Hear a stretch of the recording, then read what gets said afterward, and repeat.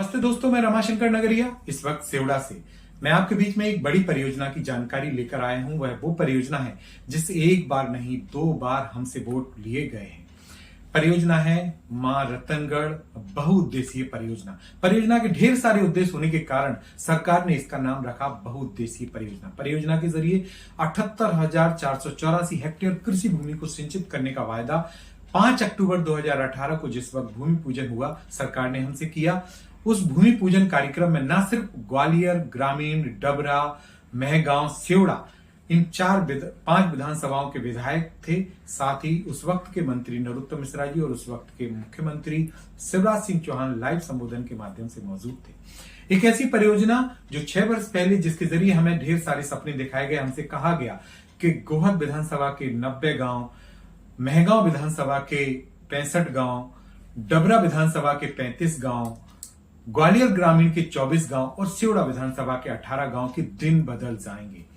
ऐसी परियोजना जिसके जरिए 9 मेगावाट बिजली का उत्पादन कर इस पूरे क्षेत्र को बिजली के लिए आत्मनिर्भर बनाने की बात करी गई।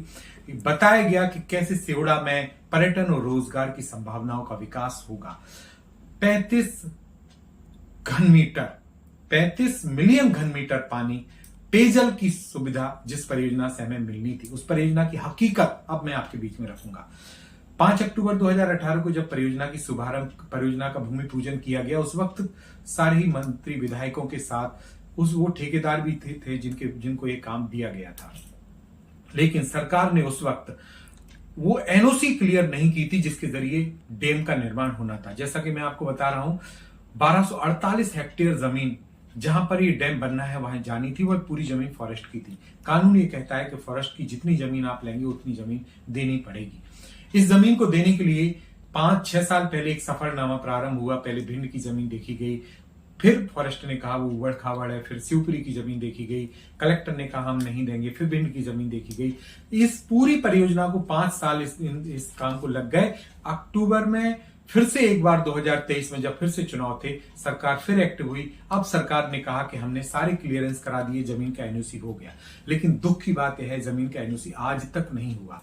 जिस बात को कह के जमीन का एनओसी रोका गया है, मैं आपको बता दूं कहा यह गया है, चूंकि सिंध नदी जहां ये डैम बनना है वह चंबल के कैचमेंट एरिया है, चंबल नदी के कैचमेंट एरिया में, यानी कि चंबल की सहायक नदी है और इस डैम के बाद चंबल अभ्यारण्य प्रभावित होगा। एक ऐसी जानकारी जो बिल्कुल भी सही नहीं है। मैं आपको बता दूं कि सिंध नदी जहां पर ये डैम बनना है उसका उद्गम हुआ है विदिशा जिले में, और इसका जो ये नदी है ये यमुना में जाके मिलती है, इटावा के चकनर गांव के पास यमुना में जाके मिलती है, जबकि चंबल नदी मिलती है पच नदी में। चंबल का और सिंध का कोई भी कैचमेंट नहीं है, लेकिन ये गलत दलील देके इस पूरी परियोजना को एनओसी देने के लिए एनओसी नहीं दी गई है।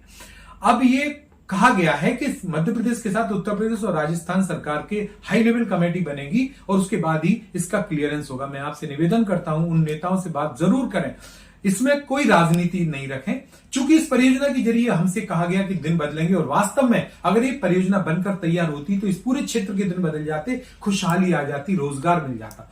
दिन नहीं बदले, हमसे झूठे वायदे किए गए। आप पूछें नेताओं से और कहें नेताओं से एनओसी कहां है, नहीं है तो दिलवाइए, परियोजना को चालू कराइए और हमारे दिन बदलवाइए। बहुत बहुत धन्यवाद। मैं रमाशंकर नगरिया एक बार फिर निवेदन करता हूं, राजनीति से हटकर एक बार एकजुट होकर इस परियोजना के लिए लग जाइए। धन्यवाद।